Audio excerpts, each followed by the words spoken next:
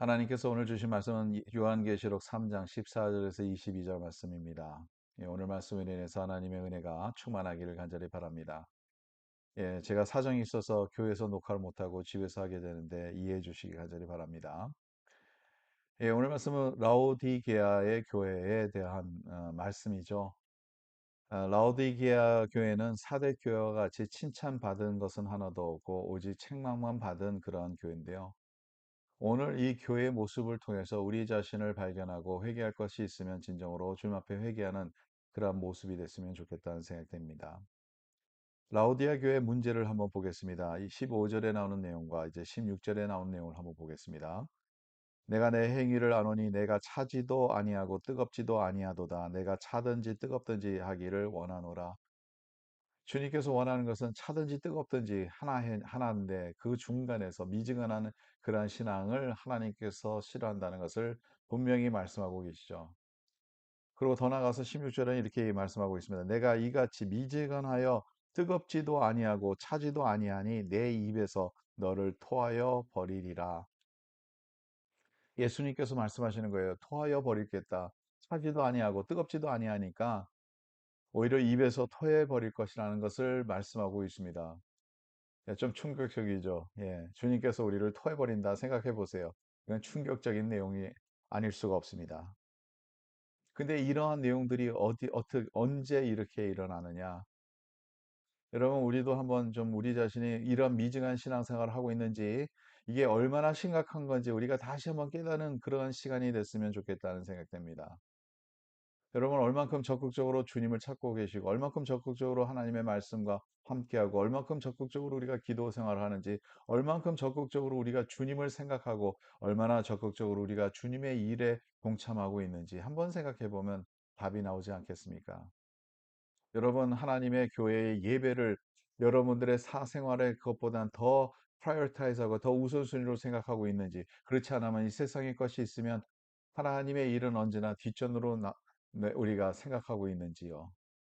이러한 일들부터 우리가 하나하나씩 생각했을 때 우리 자신을 우리가 다시 재검토해야 되는 그러한 모습이 아닐까 생각해 봅니다. 요즘에 제가 하나 주일날 말씀을 전하는데 광야 교회에 대해서 말씀을 전하고 있지 않습니까? 광야 교회는 바로 하나님의 백성이 되는 것을 배우라는 거죠. 하루아침에 되는 것이 아니라 이것이 광야 교회를 통해서 한순간순간마다 더욱더 하나님의 그 시련을 통해서 하나님께서 주시는 그 시험을 통해서 우리가 하나님의 말씀을 지키는지 안 지키는지 하나님의 말씀대로 살아가는지 아니하는지 그것을 하나님께서 보고 계시다는 거죠. 여러분 여러분들의 신앙생활은 어떻습니까? 우리가 확실하게 열정을 내고 주님을 믿고 있다고 우리가 확신하고 있습니까? 착각에 빠지면 절대로 안 됩니다. 오늘 라우디게아의 교회 또한 책망 중에 하나가 17절에 나오는 내용입니다. 내가 말하기를 나는 부자라 부요하여 부족한 것이 없다 하나 내 공고한 것과 가련한 것과 가난한 것과 눈먼 것과 벌거벗은 것을 알지 못하는도다. 이만큼 우리가 보는 현실과 하나님이 우리를 보시는 것과 다를 수가 있다는 거죠. 착각 가운데서 살아가는 거예요. 나는 왜냐하면 이 세상의 기준으로 봤을 때 부유하거든요. 내 이 세상의 기준으로 봤을 때 나는 부자라고 말할 수 있습니다. 내가 부족함이 없다고 말할 수 있지만, 그러나 이 세상에서 채워진 것과 하나님의 영적인 세계에서 채워지는 것과는 전혀 다를 수 있다는 거죠. 우리의 영혼이 진정으로 주님 앞에 부유하게 우리가 살고 있냐, 그런 질문을 우리가 안 할 수가 없다는 거죠. 내 권고한 것과 가련한 것과 가난한 것과 눈먼 것과 벌거벗은 것을 알지 못하도다 그렇게 말하지 않습니까? 사실은 우리는 너무나도 가난하고 너무나도 부족한 게 많은데도 그것을 채울 생각도 아니하고 주님 앞에 나오지도 않았을 때 하나님께서 주시는 책망이라고 생각합니다. 오늘 말씀 이렇게 말씀을 하고 있습니다. 그래서 열정을 내라고 얘기를 합니다. 19절에 이렇게 말씀합니다. 무릇 내가 사랑하는 자를 책망하여 징계하노니 이러므로 내가 열심을 내라 회개하라. 열심을 내고 회개하라는 거죠. 아무리 생각해도 나 회개할 것이 없습니다. 그러면 회개를 못 하겠죠.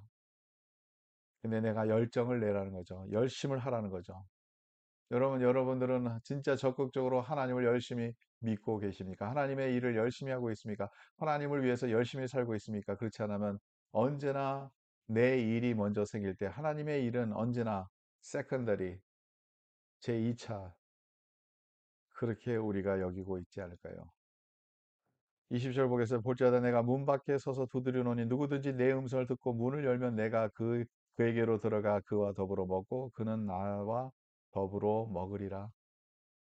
예수님과 함께 교제한다는 거죠. 예수님과 함께 하나가 되는 거죠. 예수님과 함께 더불어 먹고 마시고 예수님과 함께 소통하고 예수님의 마음을 우리가 알게 되는 것이죠. 근데 우리가 해야 될 것은 그냥 문 밖에서 서서 계신 예수님의 그 모습을 생각하고 문을 여는 것이죠. 마음의 문을 여는 겁니다.